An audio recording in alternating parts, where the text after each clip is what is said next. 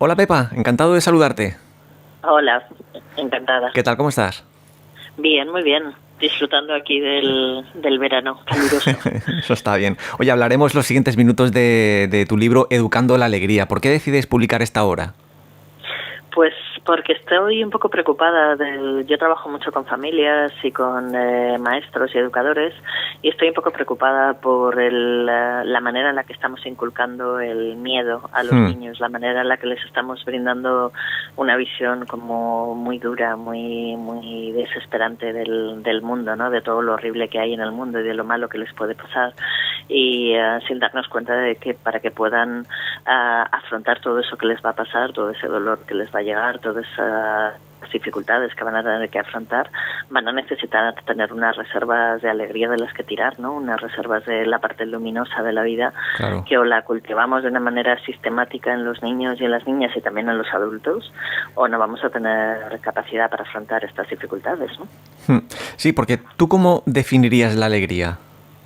La alegría es una emoción y en el fondo las emociones son hormonas puras y duras, ¿no? Pero Sí. es esa sensación que te llega cuando uno conecta corporalmente con una experiencia que le gusta, cuando uno siente placer, por ejemplo, cuando uno siente conexión emocional con otra persona, cuando hay algo que te sirve para conectar corporalmente con la parte positiva, con la parte que te hace sentir bien. Eso genera alegría y esos momentos pueden llegar sin que los elijas, es decir, sin que los decidas. Claro. Pueden llegar de una manera natural. Hay gente que conoces y automáticamente hay un feeling ahí de tripas, que digo yo, ¿no? Un feeling automático. Y hay, sin embargo, otras experiencias que tú puedes buscar de una manera sistemática y cultivar de una manera sistemática en tu vida para tener un mayor número de ratos de este tipo, un mayor número de reserva, que digo yo, de almacén de experiencias de este tipo, ¿no? Sí, ¿y la alegría se puede confundir con alguna otra emoción o no es posible? La alegría, yo creo que la mayor confusión es confundirla con la felicidad, porque sí. La felicidad sí existe, que podríamos discutir mucho sobre eso, pero si existe la felicidad plena tiene que ver con el equilibrio personal, ¿no? Con el resultado final de tu vida, con la evaluación que uno hace, esa sensación de sentirte en paz más de manera general en tu vida. La alegría es una emoción puntual, es un momento puntual, es algo que llega y que se va. Cuando uno se está riendo, uno no se queda riendo 4 horas seguidas, uno se ríe. Es el momento, claro. Exacto. Entonces esa risa alimenta esta parte energética de la que estamos hablando, pero no se va a quedar permanente.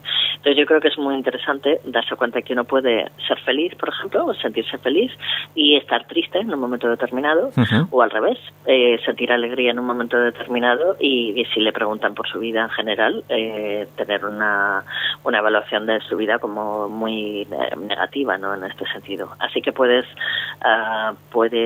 la alegría y la felicidad no necesariamente van de la mano, aunque evidentemente cuanto mayor nivel de alegría tienes en tu vida, al final la evaluación más feliz te sientes, ¿no? Claro que sí.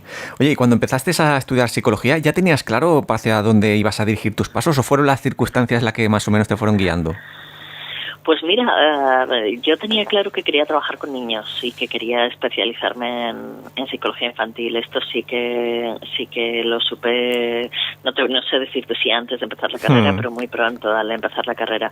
Lo que no tenía claro y me llevó las experiencias que fui teniendo fue el especializarme en temas de protección, ¿no? En temas de maltrato infantil, de abuso, de todo lo que tiene que ver con la protección infantil. Eso vino después, fruto de sobre todo una experiencia que tuve cuando acabé la carrera. Estuve un tiempo trabajando en una unidad de niños seropositivos, en el tiempo en que se morían, que por suerte las cosas han cambiado. Sí, por suerte. Y mi trabajo consistía en conseguir la adhesión al tratamiento de los niños, en contarles que tenían SIDA y conseguir que se tomaran la medicación de una manera sistemática. Y todos los educadores y las familias que tenían a su cargo a los niños, porque muchos de ellos habían perdido a sus padres, estaban convencidos de que los niños no sabían que tenían SIDA. Y resultó ser que todos los niños lo sabían, pero todos ellos disimulaban, hacían como que no lo sabían, porque sabían que para sus familias y para los educadores era difícil hablar del tema. Así que en aquella experiencia yo aprendí muy claramente que casi te podía decir que el menor de los problemas de aquellos niños era tener SIDA. Enlacé con unas historias de maltrato, de abandono, de abuso, y ahí empecé a especializarme en este tema y desde entonces no lo he dejado, ¿no? Siempre han sido como mis dos líneas, toda la parte que tiene que ver con protección y toda la parte que tiene que ver con desarrollo afectivo de los niños en los primeros años de vida. Expandiendo toda esa materia, ¿no?, que has dicho.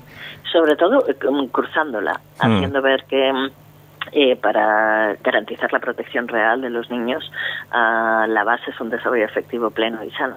Y para un desarrollo afectivo pleno y sano, una de las garantías y de las condiciones es que no vivan ningún tipo de violencia. Entonces son dos cosas que al final se te van cruzando sistemáticamente.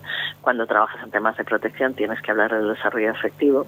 Cuando doy una charla, una formación o hago un grupo de padres o de familias, tengo que acabar hablando de cómo tratar a los niños, de cómo no utilizar formas de castigo violentos, como todo este tipo de cosas, ¿no? Con lo cual al final se te van cruzando, están completamente enlazadas un tema con otro. En el libro muestras métodos sobre cómo cultivar la alegría. ¿Cuáles serían esas claves básicas? Yo creo que hay tres, así para los que nos están escuchando, yo creo que hay tres así que hay que poner encima de la mesa. La primera es la música. La música, y además estando en una radio yo creo que tiene mucho sentido decirlo, la música y el baile. Yo siempre digo que hay que bailar con los niños tienen que bailar cotidianamente y los padres tienen que acostumbrarse a bailar con los niños, que es una cosa que los padres no bailamos en general, o bailamos muy poco, pero si ya les planteas a los padres cuántos padres bailan con sus hijos, pues realmente son muy pocos, ¿no? Entonces la música tiene que ser una constante en la vida. El segundo es el movimiento físico. El movimiento físico genera unas endorfinas que son la base de la alegría, de la emoción de la alegría. Entonces los niños tienen que moverse. La educación sedentaria, el que están sentados en casa viendo la tele o jugando al iPad, o que lo hagan puntualmente es estupendo, pero que la educación o la cotidianidad sea estar sentado y no salir, es un problema. Los niños tienen que salir de casa, tienen que hacer actividades al aire libre, tienen que hacer deporte, tienen que moverse físicamente.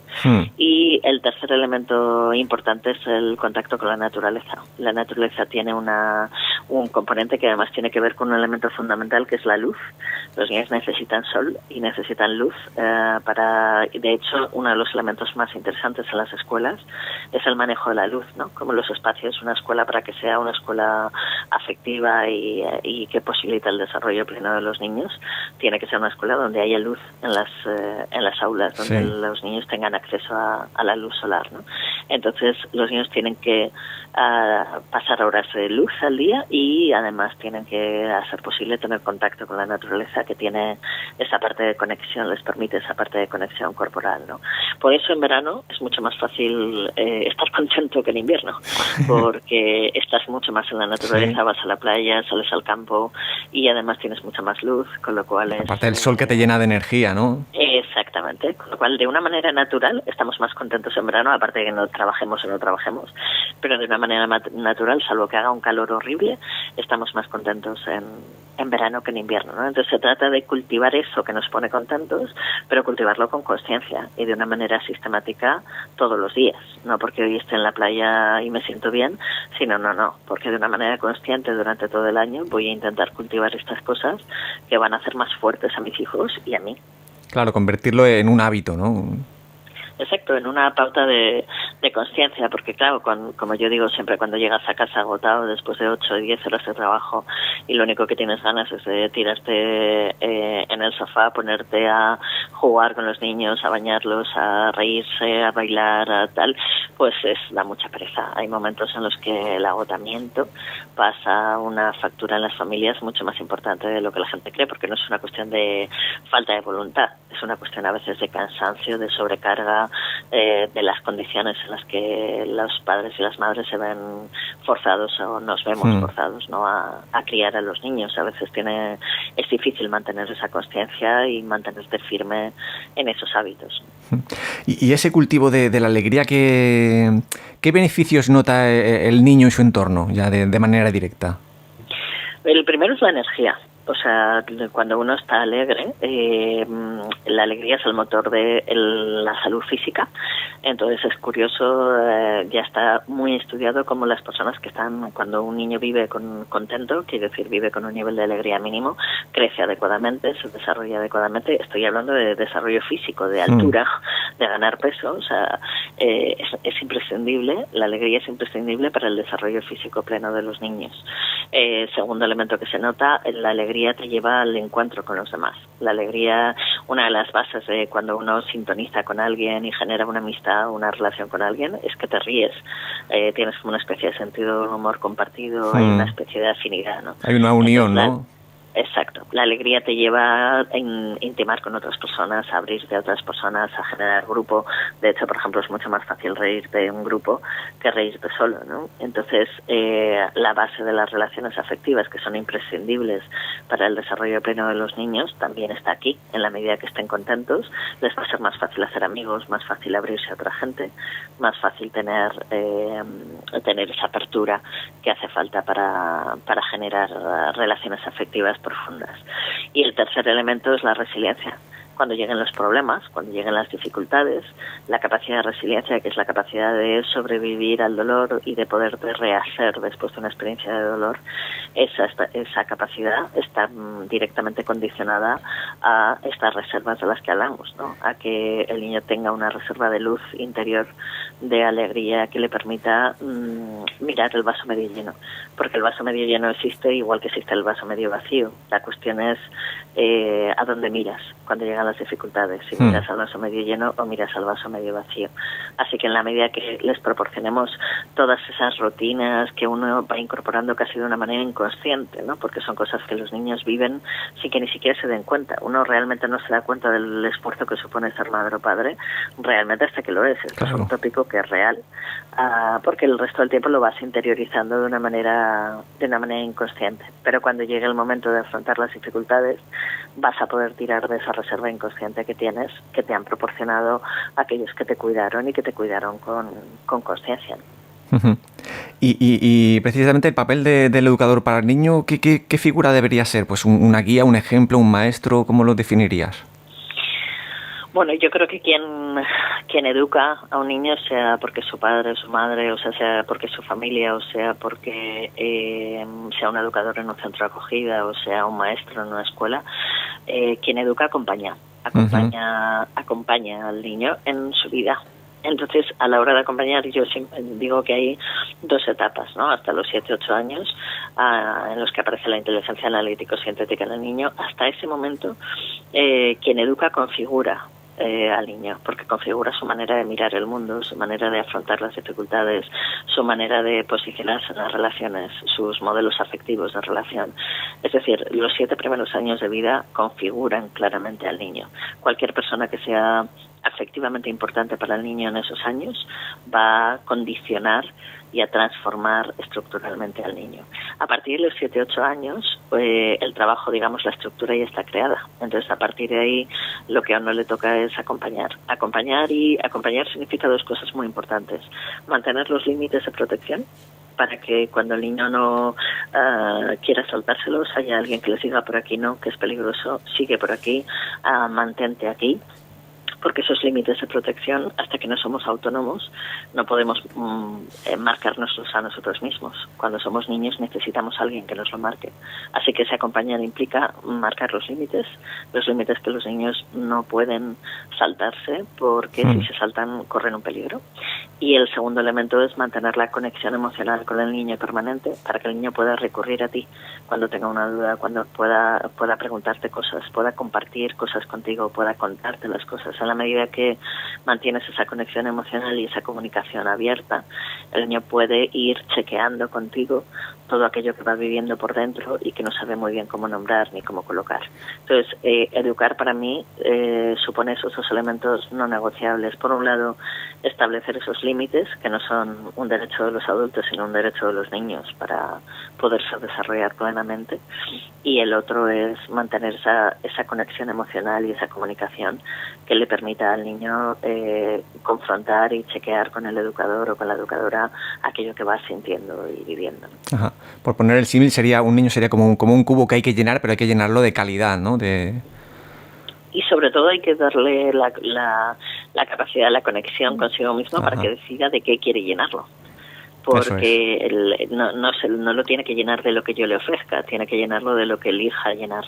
Entonces, para eso tiene que conectar consigo mismo, y para conectar consigo mismo yo tengo que cultivar esa conexión consigo mismo, ¿no? Esta cosa de que cuando los niños caminan descalzos, conectan, por ejemplo, con la tierra, y cuando les permites caminar descalzos en la playa y caminar descalzos en el monte, ahí hay algo en lo cual conectan con su propio cuerpo, con las sensaciones corporales. Y, por ejemplo, trabajando en protección, esto es importantísimo, porque para que un niño pueda detectar una situación de riesgo o una situación de maltrato, es fundamental que pueda conectar con sus sensaciones físicas, que son las que le van a indicar claramente que está en peligro. No se lo va a indicar emocionalmente ni racionalmente, porque no va a tener capacidad, pero sí corporalmente. Va a saber que corre peligro y va a poder pedir ayuda si está conectado consigo mismo, si está más pendiente de la emoción, de la relación afectiva con el otro. Cualquier persona que tenga una relación afectiva profunda con él o con ella va a poder manipularle, violentarle o agredirle. Yo recuerdo el sistema educativo de tiempo atrás era el de la letra con sangre entra. Algo hemos avanzado, ¿no? Hemos cambiado mucho y para ¿no? bien. Yo, cuando la gente tiene este discurso de lo mal que está el mundo, yo digo, mira, siendo mujer, punto número 1, y punto número 2, trabajando en temas de infancia, nadie puede convencerme de que el mundo ha ido a peor, porque estamos hablando de que las primeras condenas por maltrato infantil fueron de hace apenas un siglo, y utilizaron la legislación del maltrato animal para poder condenar a unos padres que maltrataban impresionantemente a un niño. Entonces, desde entonces aquí las cosas han avanzado, y han avanzado para bien. Hoy en día hay un nivel de implicación afectiva en las familias, de conciencia en la gente mayoritariamente.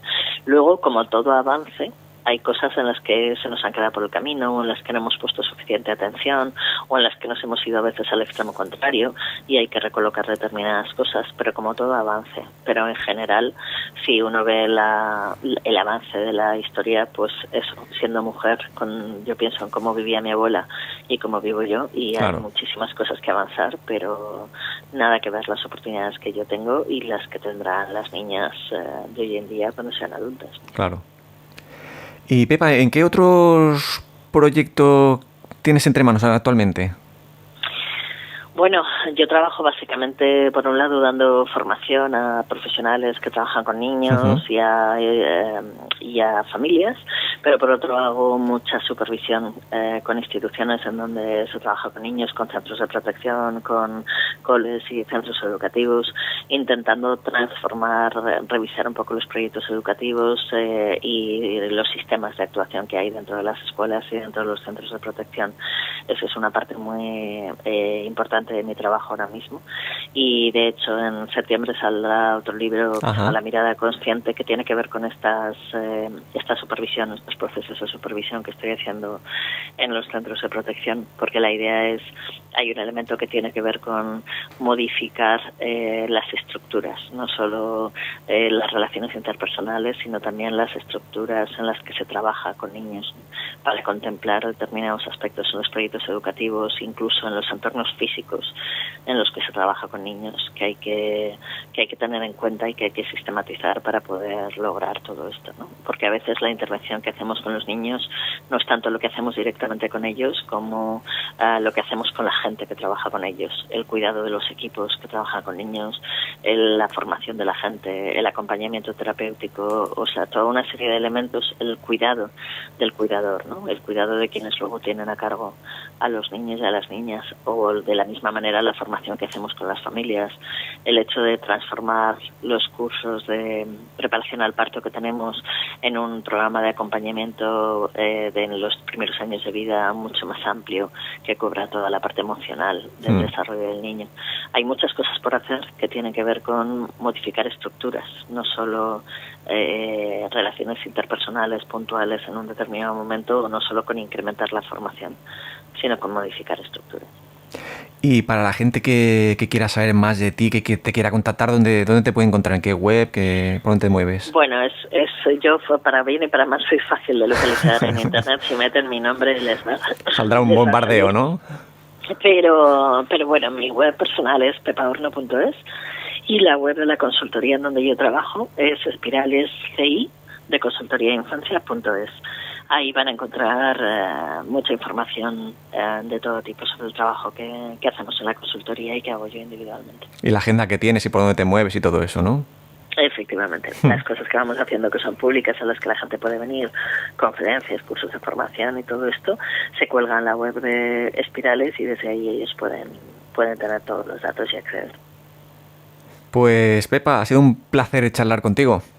Igualmente, muchísimas gracias. Muchísimas gracias a ti, muchos éxitos con tus proyectos y hasta pronto, un abrazo. Un abrazo.